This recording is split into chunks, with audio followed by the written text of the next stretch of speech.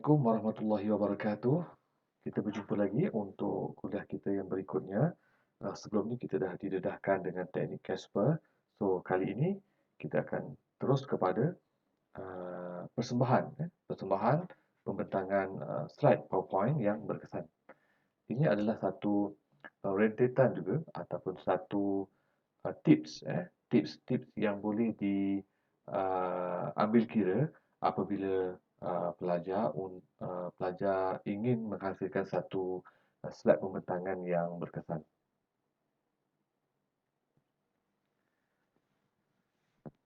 Baik, untuk permulaan bagi kuliah kita hari ini atau bagi pembentangan kita pada kali ini, perkara yang nak ditampaikan kat sini adalah berkenaan dengan 5 perkara ataupun 5 kunci utama penghasilan pembentangan PowerPoint yang berkesan, iaitu dari segi saiz, konsisten, progresif, ringkas dan juga kejelasan kandungan yang nak dibentangkan.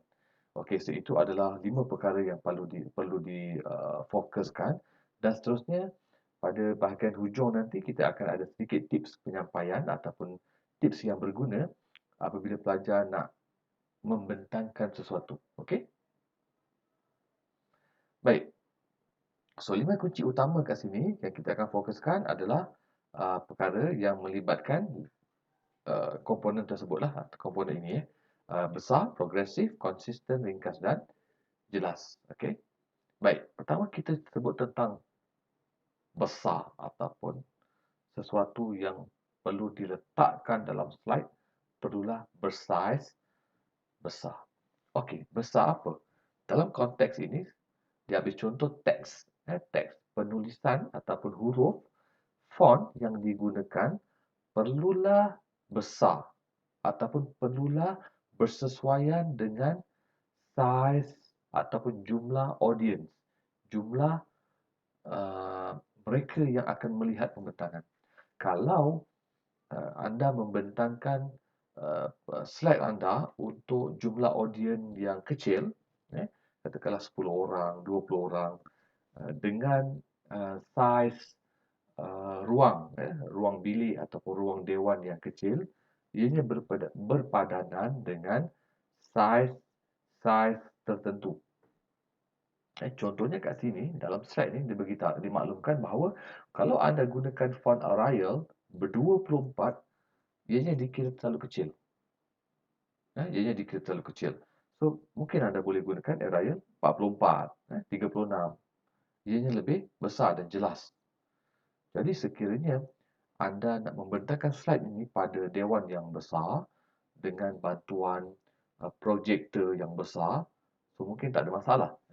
Tapi kalau ruangan terhad, saiz pancaran projektor pun terhad, maka kita perlu ambil kira saiz font yang besar. Okey? Okey, besar tapi bagaimana? Itu yang kita tanya tadi. Ianya melibatkan jumlah audiens, ianya melibatkan ruang. Okey? Tengok slide daripada jarak 2 meter. Maksudnya antara slide pembentangan dengan audiens yang akan melihat slide tersebut, so jaraknya berapa jauh? Kalau jaraknya dekat, so mungkin kita tak ada masalah sangat. Tapi kalau dewan yang besar, so jarak di antara slide, pancaran slide dengan audiens mungkin jaraknya berpuluh-puluh meter, maka perlu ambil kira saiz font tadi. Okey. Contohnya bila kita duduk di hadapan monitor ataupun skrin komputer, so jarak kita dengan skrin monitor agak dekat. Maksudnya kurang 1 meter. Mungkin dalam 15 inci contohnya. Kan? Jadi ataupun 1,5 kaki. Jadi bila kita berada dekat, so tak ada masalah untuk kita melihat saiz font yang sederhana ataupun yang kecil. Tapi kalau kita berada jarak yang jauh, 2 meter contohnya, ataupun 7 meter, saiz yang kita lihat tadi okey pada jarak 1,5 kaki, bila kita berada pada jarak 2 meter, mungkin kita dah nampak kecil. Jadi kita kena pastikan bahawa antara projektor slide, skrin dengan audiens berapa jauh. So, sebab itulah pentingnya kita ambil kira saiz teks ataupun image yang nak ditunjukkan dalam pembentangan. Okey, seterusnya disebut ringkas. Ringkas kat sini simple. Kalau kita rujuk juga kepada teknik Casper, dia ada simplicity. Simple. So, simple bermaksud bila awak nak letak sesuatu maklumat dalam slide, perlulah sesuatu yang ringkas. Ringkas kat sini bukan saja melibatkan elemen-elemen yang awak nak letakkan dalam slide, contohnya image dan teks, tapi juga melibatkan warna dan juga jenis-jenis font. Jangan letak warna yang terlalu banyak. Jangan gunakan jenis font yang terlalu banyak atau style font yang terlalu banyak. Seterusnya, untuk 1 hingga 2 slide pembentangan melibatkan 1 minit penyampaian. Ini bergantung kepada anda lah sebagai penyampai ataupun presenter. Sekiranya anda seorang yang dah mahir ataupun yang dah biasa membuat pembentangan, kadang-kadang 1-2 slide kita dah boleh bercakap 15 minit kan. Tetapi untuk permulaan mungkin 1 atau 2 slide kita dah boleh bercakap dalam 1 minit ataupun 2 minit ataupun 3 minit. Ini memadai lah. Jadi maklumat yang nak diletakkan dalam satu slide itu tidaklah terlalu padat. Maksudnya tak perlulah awak letak semua dan awak baca slide tu. Fokus kepada poin-poin penting. Kemudian anda sebagai penyampai ataupun presenter kena terangkan apa yang tertera dalam slide pembentangan. Masukkan 4 hingga 5 poin per slide. Maksudnya satu slide maksimum 5 poin. 5 poin tu pula bukan macam karangan. Fokus kepada ayat yang ringkas. Ayat yang padat. Jangan terlalu panjang macam satu perenggan dan sebagainya. Okey, ringkas juga melibatkan satu rules yang dipanggil sebagai peraturan 6 darab 7, iaitu tidak lebih 6 garis pada setiap slide ataupun setiap garis tu pula tidak melebihi 7 perkataan.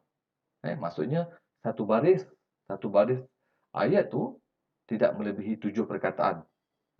Kalau dia panjang pun tak apalah, tapi panjang tu janganlah ketara sangat sampai jadi perenggan macam saya sebut tadi. Maksudnya 6 baris ataupun 6 garis dan tidak lebih 7 perkataan bagi setiap baris. Itu adalah peraturan. Kalau awak boleh buat penyampaian maklumat sebegitu, awak punya slide pembentangan akan jadi lebih baik. Ringkaskan perenggan kepada ayat, ayat menjadi frasa dan frasa menjadi kata-kata kunci atau jelas dan mudah. Jadi bila awak baca mana-mana maklumat daripada internet, daripada buku dan sebagainya, bukannya kerja awak copy paste maklumat tu. Tapi apa yang awak perlu buat, awak baca, fahamkan, kemudian letakkan dalam slide pembentangan mengikut ayat awak sendiri. Tapi ayat yang ringkas. Bukan ayat yang panjang daripada sumber awak baca tadi. Okey? Okey, contoh macam ni. So, maklumat ni consider panjang. Satu perenggan. Jadi, kalau kita nak baca, audience nak baca pun panjang, dan awak pula sebagai seorang presenter ataupun sebagai seorang penyampai, takkan nak baca juga maklumat ni. Kan? Sebab tujuan awak berada di depan adalah sebagai pembentang. Jadi, pembentang perlulah bercakap tanpa merujuk 100% pada slide pembentangan yang awak dah buat. Okey? So, dia terlalu terperinci, terlalu detail. Panjang sangat, padat. Maka kita perlu ringkaskan dia dalam bentuk point. Okey? Jadi, bila dia keluar satu persatu dan awak sebagai penyampai membentangkan dia, audiens akan lebih mudah faham sebab ayatnya lebih ringkas. Okey, jelas? Jelas kat sini pula menurut slide pembentangan adalah apa sahaja elemen, image ataupun teks yang awak letakkan dalam slide, pastikan boleh dilihat dengan jelas.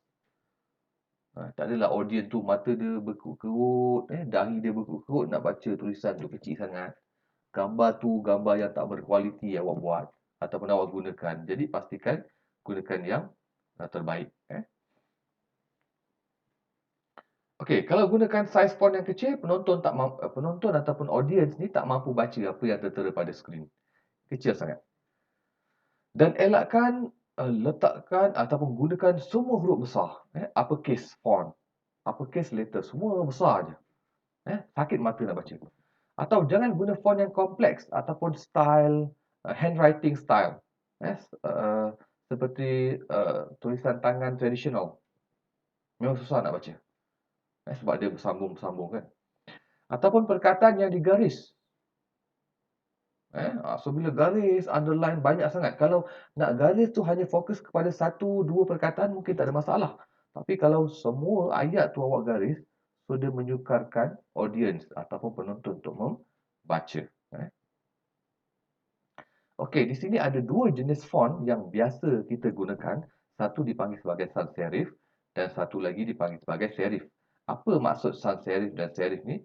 Perbezaan utamanya adalah bila sebut sans serif, sans ni tanpa, tanpa. Kalau awak lihat bahagian hujung dia ni, so dia nampak clean, potongan dia bersih. Tak ada ekor ataupun kaki yang panggil. Berbeza dengan serif, dia ada ujung ekornya. Jadi biasanya kalau awak nak gunakan untuk skrin, gunakan jenis font sans serif kerana ianya mudah dibaca.